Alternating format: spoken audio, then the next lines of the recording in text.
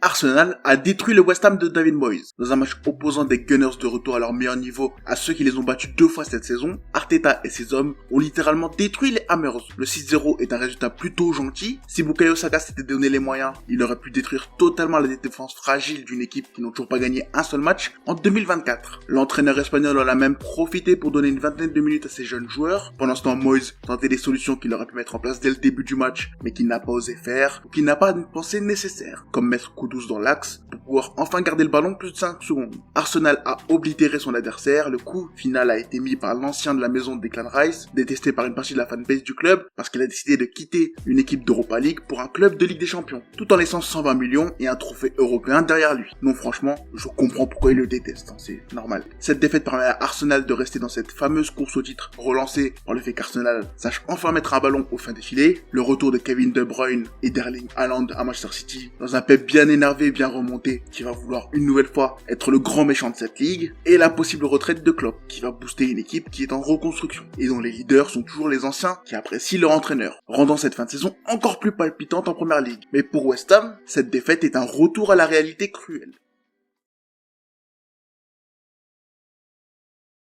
Si on compare les Hammers de cette saison avec ceux de l'an dernier, on pourrait se dire que les choses vont dans le bon sens. L'équipe va vers le haut, tient son rang dans le top 10 de Premier League, et cette défaite, bien que grosse, n'aura aucune réel impact sur la suite de la saison. Et bien pour moi, je pense au contraire que cette défaite va permettre à West Ham d'enfin comprendre une leçon qu'un club comme Reims en Ligue 1 est en train d'apprendre. Depuis quelques temps, je follow certains supporters des Hammers, je suis l'équipe parce que mon joueur préféré joue là-bas, et ça m'a permis de comprendre que le club est en croissance. Sous un nouvel actionnaire tchèque, sous la pulsion de David Moyes et certaines recrues, notamment Lucas Paqueta, West Ham est redevenu un membre du top 7 qui joue l'Europe, un club qui performe en Première Ligue, et cette ascension a même permis de toucher le sacre européen. Ce sacre a beaucoup influencé les décisions qui ont suivi, puisqu'au lieu de virer un coach qui a mené une longue bataille contre la relégation en Première Ligue, les dirigeants ont conforté et même appuyé celui qui est rentré dans l'histoire en soulevant un trophée européen. West Ham a donc fait le pari de la continuité. En Europe, tu nous as sorti une phase de poule parfaite. En Première Ligue, malgré le jeu dégueulasse à regarder avec parfois de belles éclaircies, tu as réussi à tenir le rythme imposé en restant dans le top 7, mais malheureusement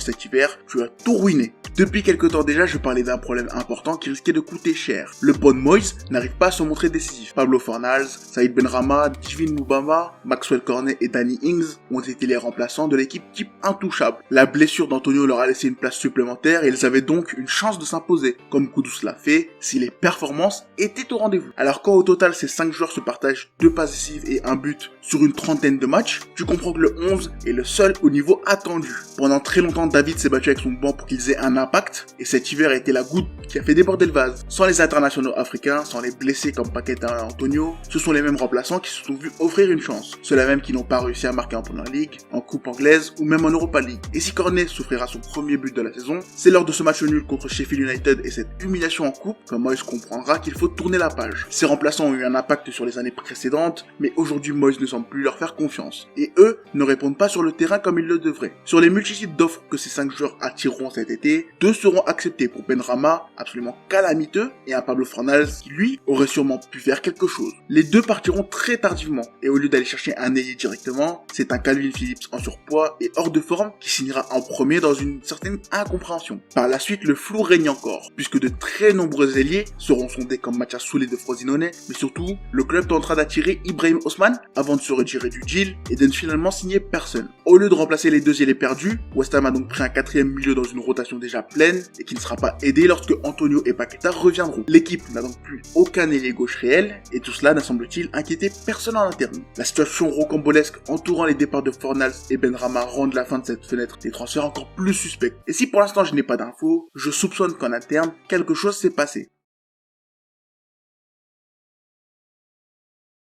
Depuis le début de l'année, les limites de West Ham sont bien mises en évidence et les résultats reflètent parfaitement le niveau de jeu ignoble montré. Sans Paqueta, tu n'as plus aucun lien entre le milieu et l'attaque. Naïef Aguerd est en train de sombrer dans un niveau de jeu indigne de la Première Ligue. Koufal et Emerson sont de moins en moins capables d'apporter offensivement. Bowen en pointe est absolument esselé pendant que c'est Alvarez, excellent sans ballon mais limité avec, qui doit créer le jeu de l'équipe. Très honnêtement, je trouve que cette saison est l'illustration d'un club qui grandit trop vite. Aujourd'hui, les supporters pensent qu'un match face à Arsenal doit être l'occasion de prendre 3 points face à un rival. Et je trouve ça très inquiétant. Cette saison, tu as réussi à obtenir de vrais beaux résultats, tu as tabassé 2 fois Arsenal, tabassé Manchester United, mais tu as aussi de très nombreux résultats pourris. Tu t'es fait détruire 3 fois par Fulham, Liverpool, Arsenal, tu as perdu quelques matchs en te faisant dominer où tu as failli subir des humiliations supplémentaires comme City, Manchester United, et très honnêtement, ce bilan montre que la 7ème place était un trompe-l'œil. Sur le terrain, ton jeu de contre-attaque met en valeur 3 joueurs en particulier. Déjà, Edson Alvarez qui montre que si j'ai douté de ses capacités à s'adapter en première ligue, lui reste sur la lignée de ses performances à l'Ajax, dominant les phases défensives, en étant excellent dans son positionnement, ses duels défensifs et sa capacité à récupérer le ballon. Il est la colle qui tient cette équipe en vie et son impact est impressionnant. Pas au niveau de Declan Rice, mais impressionnant. Le second est évident donc je n'en parlerai pas. Reste donc le troisième, Lucas Paqueta. Si West Ham n'a pas gagné en 2024, si Moyes est autant en galère depuis quelques semaines, c'est en grande partie parce que le Brésilien s'est blessé. Depuis le début de saison, c'est clairement lui le leader de cette équipe. C'est lui le visage, la pierre angulaire qui permet à Hammer de jouer ce top 7. Si je devais résumer son impact en un seul mot, ce serait complet. Puisqu'en plus d'être le joueur qui presse, le joueur qui harcèle, celui qui donne le tempo avec ballon, celui qui recycle le ballon, offre des caviars à coups douces, c'est lui qui crée le jeu de West Ham. Dans une équipe qui joue le contre à fond, dans une équipe qui a besoin de récupérer les ballons pour profiter du déséquilibre avec des flèches, Bowen et coups douces, Paqueta est la rampe de lancement, le leader, le joueur qui t'apporte ce truc en plus. Si beaucoup comparent son impact à celui de Payet, il y a quelques années, cela te donne un indice de l'importance qu'a pris le Brésilien dans cette équipe. Leader technique, leader dans le pressing, il a été baladé un peu partout, et si la signature de Calvin Phillips doit trouver un sens, c'est en principe le retour de Paqueta qui en donnera, puisque le Brésilien devra jouer à gauche pour combler un trou qui ne lui correspond pas vraiment.